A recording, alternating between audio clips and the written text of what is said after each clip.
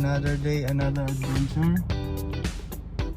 Ngayong araw ipapakita ko yung fuel consumption ng Navara natin. So magbabiyahe tayo around 180 kilometers. Dadaan tayo sa 8 to 9 na bayan. So this is a mixed city and highway driving.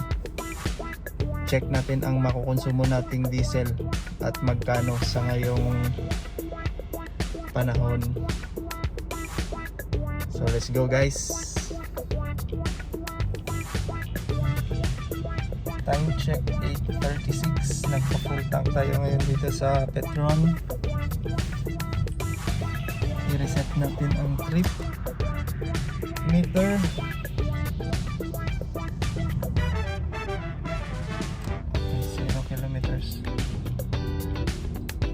Mamaya pag uwi i-full tank natin ulit. Time check 9 AM. Naka 25 kilometers na tayo sa biyahe. Cruising at 80 kph only sa highway. With specs sa Navara natin, this is a 2022 Nissan Navara VL, 2.5 liters engine, 7-speed automatic, 4x2. So sa highway need natin mag 80 to 100 kph para mag-shift siya sa 7th gear.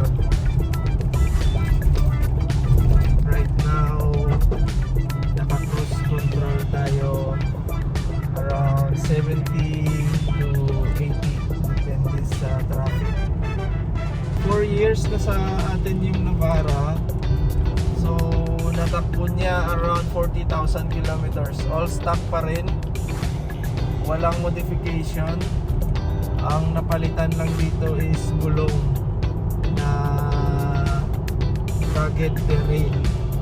Then may roof rack tayo, syempre naka-register yan sa LTO, top load. Maaring mag-affect yan sa aerodynamics, mag-affect sa ating fuel consumption, pati yung rugged terrain na tires. So tingnan natin mamaya kung gaano katipid or gaano katakaw sa diesel ang ating Nissan Navara VL. Time check 10:38. 86 kilometers. Andito tayo sa first stop. Bacolod Taytong High School. May kukunin tayong gift para sa mga pamangkin.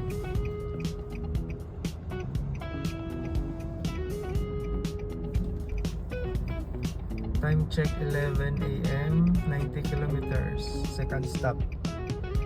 Kukunin tayong paninda.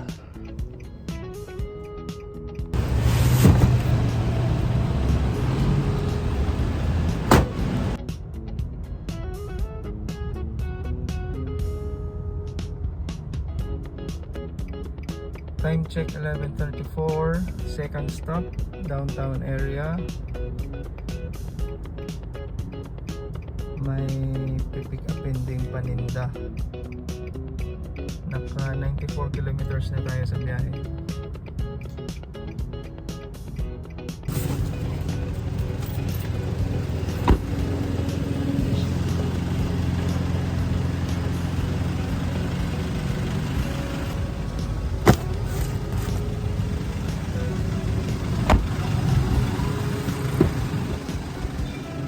Time check 12:08.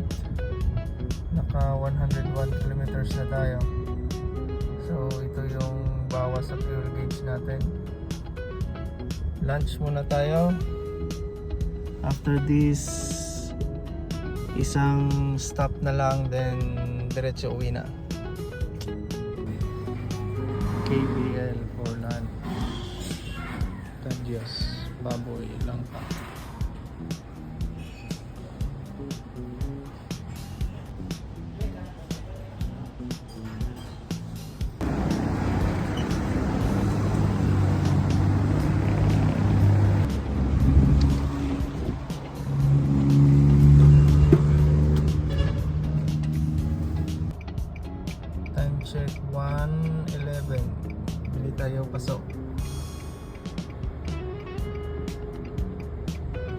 After nito, uwi na tayo.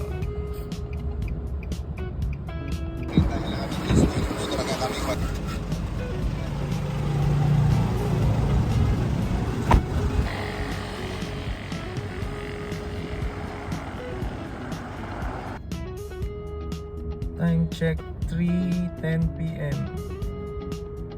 184 kilometers. Nakabalik na tayo. Full tank natin mamaya para malaman natin ilang liters yung na-consume natin. Alright.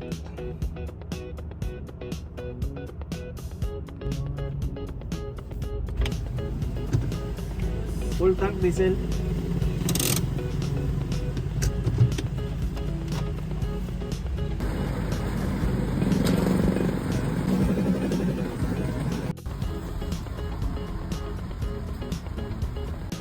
Total distance 187 kilometers.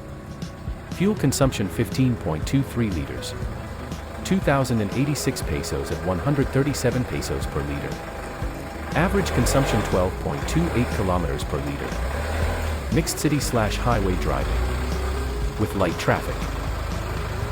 What are your thoughts? Let me know on the comment section.